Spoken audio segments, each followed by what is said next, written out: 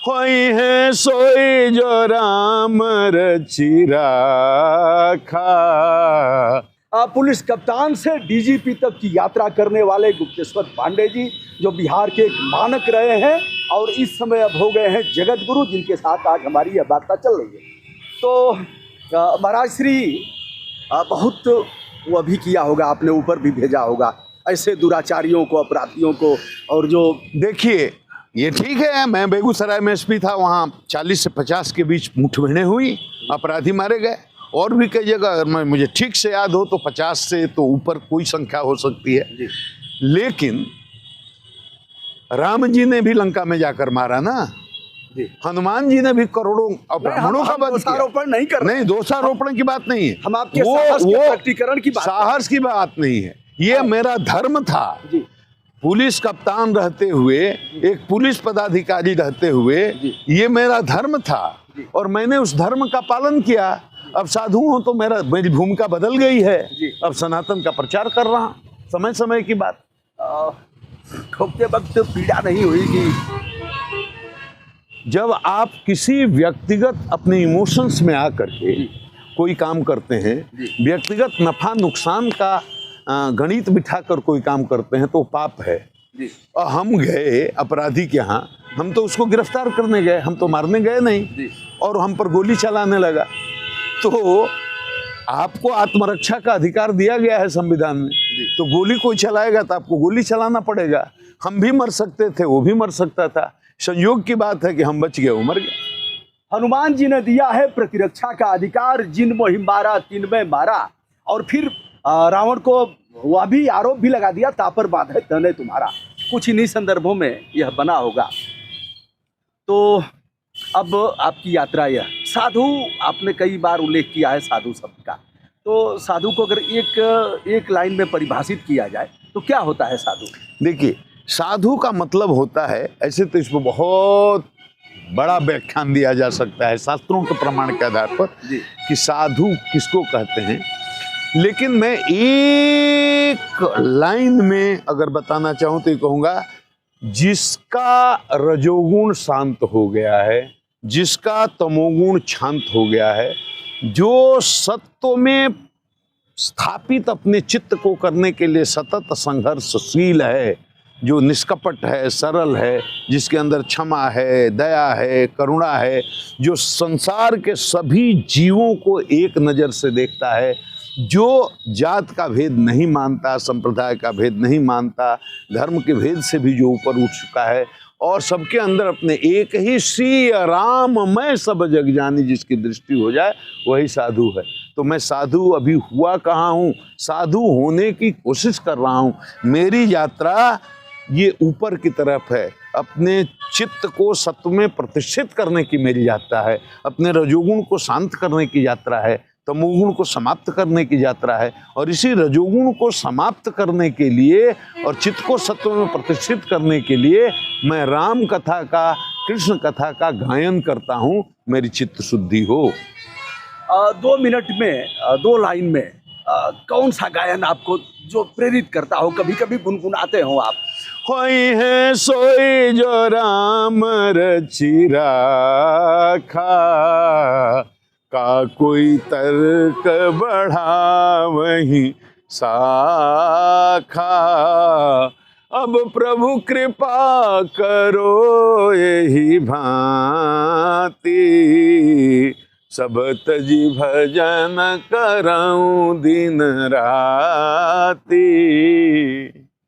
बहुत लोगों को ठोका आपने, फिर दोहरा रहा हूँ, उस पर आना ठीक नहीं है। तो क्या ऐसा नहीं लग रहा है कि जो इस तरह के कर्म हुए हैं, कुछ जाने अनजाने में कुछ अगर ऐसा हुआ है, तो अब भजन करके उसको, रोज हम लोग हजारों पाप करते हैं जी, जितनी देर तक भगवान का स्मरण नहीं हो रहा है जी, उतनी देर तक कोई ना कोई पाप हो रहा है जी। ये बड़ा गूढ़ विषय है, पाप पुण्य। जितनी देर तक मन संसार में है उतनी देर तक पाप ही तो हो रहा है। जितनी देर तक भगवान का भजन स्मरण सुमिरन नहीं हो रहा है उतनी देर तक पाप ही तो हो रहा है। माला फेरत जगमुआ मिटा न मन का फेर, तो और क्या हो रहा है? इसलिए हम आप सब लोग जो जितनी देर तक भगवान का सुमरन भजन नहीं कर रहा है वो केवल पाप ही कर रहा है, पाप ही हो रहा है। इसलिए जो भी दुनिया का काम करिए, हृदय राख कौशलपुर राजा, भगवान को हृदय में बसा कर रखिए। हमेशा अपने अंदर भगवान है, उनको देखते रहिए। हमारे सब कर्मों के साक्षी हैं, ये अनुभव करते रहिए। और फिर संसार में जैसे पानी में कमल रहता है वैसे आप व्यवहार करिए, तो फिर कोई दिक्कत नहीं। और गुस्सा कभी कभी आता होगा? बहुत आता है। आता है? आता था, अब कम आता है। अभी भी आता है? आता है, कम आता। अच्छा, पहले गुस्सा आता था तो क्या करते थे? देखिए बातों को, गुस्सा को कहते हैं क्रोध है। क्रोध क्यों आता है? रजोगुण के उत्कर्ष के कारण क्रोध होता है। काम क्रोध है रजोगुण के दो बेटे हैं जी। काम भी, क्रोध भी, लोभ भी, मोह भी, अहंकार भी। तो एक क्रोध का अभिनय होता है जी। जैसे दुर्वासा जी को यही भूमिका मिली थी। दुर्वासा जी एकदम आप समझिए त्रिगुणातीत थे, तीनों गुणों से ऊपर थे, बहुत बड़े संत थे। उनको भी क्रोध आता था। वो क्रोध उनकी लीला थी। उनके एक एक क्रोध में कल्याण की भावना रहती थी और उससे जीवों का कल्याण भी होता था। तो आप ये अगर पूछना चाहते हो कि क्रोध आता था तो क्या, मैंने किसी भी अपने अधीनस्थ का क्रोध के कारण या व्यक्तिगत ईर्ष्या द्वेष की भावना के कारण मैंने कभी किसी का कोई नुकसान नहीं किया।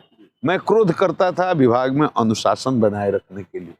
आईजी तक लोग मेरे कार्यालय में घुसने के पहले पता करते थे कि मिलने के मूड में है, कैसा मूड है, तब घुसते थे, नहीं घुसते थे लोग। मतलब मूड ऐसा था आपका? नहीं, मैं कब आप नहीं डीजीपी का कभी तेवर चढ़ जाए। और आप पूरे 35 वर्ष जितने दिनों तक मैं नौकरी में रहा, सिपाही से लेकर आईजी तक एक आदमी को खोज कर खड़ा नहीं कर सकते हैं कि मैंने ऐसी कोई बात बोली हो जो उसके सम्मान के प्रतिकूल हो। मैं तो डीजी पे रहते हुए कोरोना में काम कर रहे थे, सिपाही भाइयों से बात करता था, फोन पर हवलदार भाइयों से बात करता था, दरोगा जी लोगों से बात करता था। कोई दुनिया में डीजीपी नहीं बात करेगा, मैं करता था। लेकिन ऊपर से अपने को कठोर बना कर रखना पड़ता है, नहीं तो शिव जी की बारात है, अनुशासन ही विभाग में नहीं रहा। मेरा क्रोध केवल ऊपर से दिखाने के लिए था, हृदय से मैं मानता था सब भगवान के रूप। गुप्तेश्वर पांडे जी, जंगल राज से शुरुआत हुई थी। जंगल राज आपके समय में था, बिहार का जंगल राज काफ़ी, यानी जहाँ कानून का पालन न होता हो, लोग अपने हाथ में कानून लेते हों, ऐसा। राबड़ी देवी को भी आपने देखा, लालू प्रसाद यादव को भी देखा, सुशासन बाबू को भी आपने देखा। कभी किसी मुख्यमंत्री ने डांटा कप्तानी करते हुए कि किसी मामले में दबाव बनाया? देखिए, ये यकीनन मैं भगवान की ही को साक्षी मानकर कह सकता हूँ कि मुझे, आप ये प्रश्न ही बड़ा हंसा, मुझे कोई डांटेगा, ये बात ही मुझे मेरे समझ के बाहर है। मुझे कभी किसी ने नहीं डांटा। और आप जंगल राज जो बोल रहे हैं, ये राजनीतिक भाषा है और ये बहुत विवादास्पद शब्द है, इसका मैं प्रयोग नहीं करूंगा। लेकिन जहां आप संकेत कर रहे हैं, उस लालू जी ने मेरी इतनी इज्जत की है, इतना सम्मान किया है, मुझे हीरो के रूप में स्थापित करने वाले लालू जी हैं।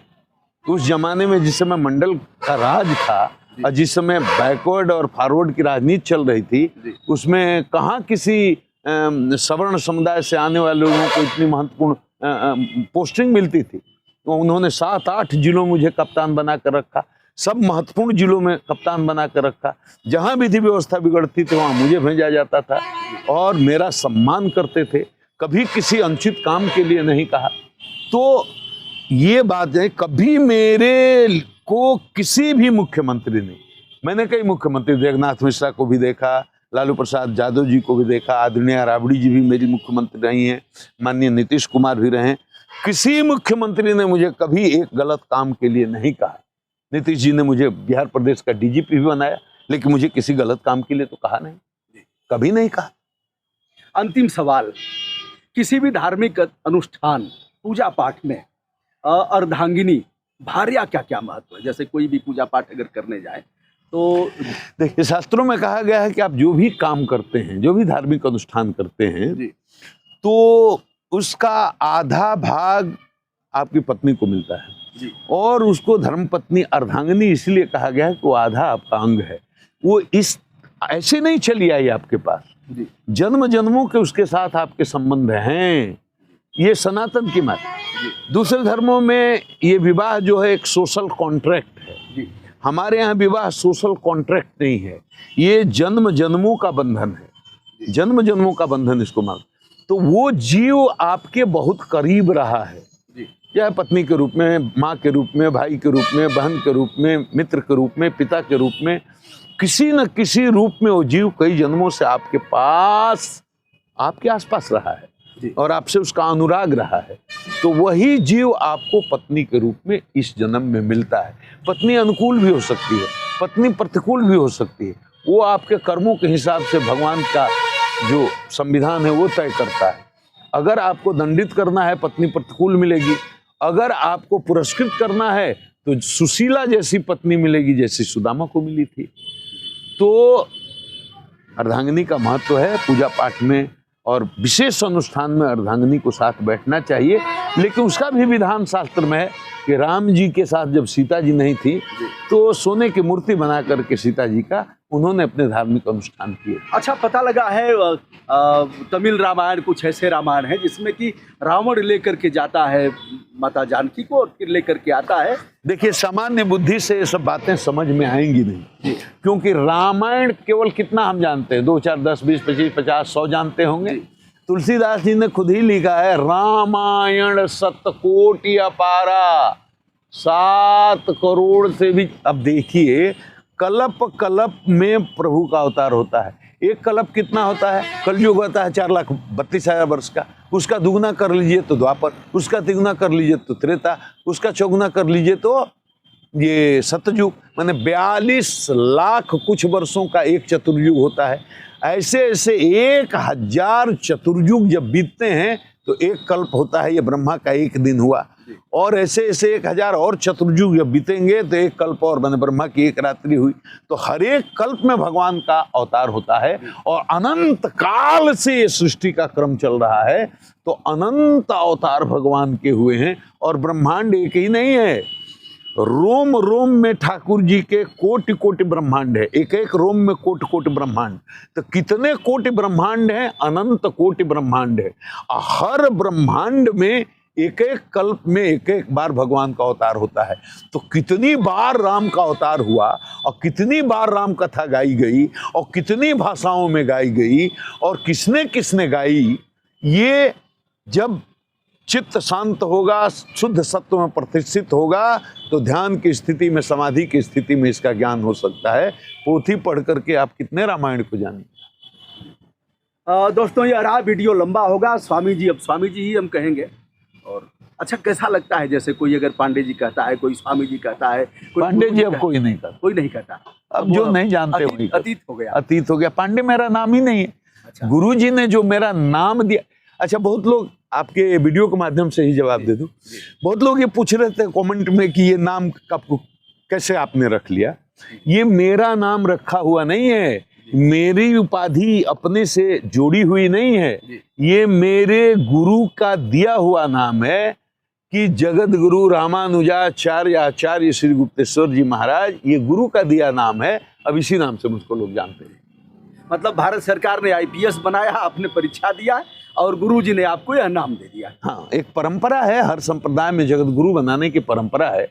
वो गुरु तय करते हैं, संत तय करते हैं। अब माघ मेला में भी जाएंगे, शिविर विविर लगेगा? हम तो पहले से जाते रहे। अच्छा, तो कोई पहली बार नहीं जाएंगे। अच्छा, पहले से जाते रहे। पिछली बार भी माघ मेला में वहाँ थे। श्री राम जन्मभूमि अयोध्या प्राण प्रतिष्ठा। अरे वहाँ कथा, हम जा रहे हैं ना, हम तो 16 से वहाँ चले जाएंगे। अभी यहाँ कल कथा खत्म हो जाएगी, इसके बाद मैं चला जाऊंगा मुंबई में, मेरी कथा है पालघर में। जी, पालघर वही है जहाँ 4 सन्यासियों को मारकर जलाकर मार दिया गया था। तो पालघर में जा रहा हूँ कथा करने, 14 कथा करके वहाँ से मैं आ जाऊंगा अयोध्या और रामलला जी की प्राण प्रतिष्ठा के दिन तक मैं अयोध्या में ही रहूंगा। अब हमारी बात हो रही थी भार्या अर्धांगिनी, और उन्हें वामांगी भी कहा जाता है। प्रधानमंत्री जी क्यों नहीं लेकर के आ रहे हैं उनको? पूजा पाठ कैसे सफल होगा? ये राजनीतिक प्रश्न है, इसका जवाब हम नहीं देंगे। हम साधु हैं तो हम साधु वाली बात ही करें। गुरु जी ने इसका जवाब दे भी दिया है, आपने उस वीडियो को सुना है। तो हमारी मैं कैसे आभार जताऊं आज।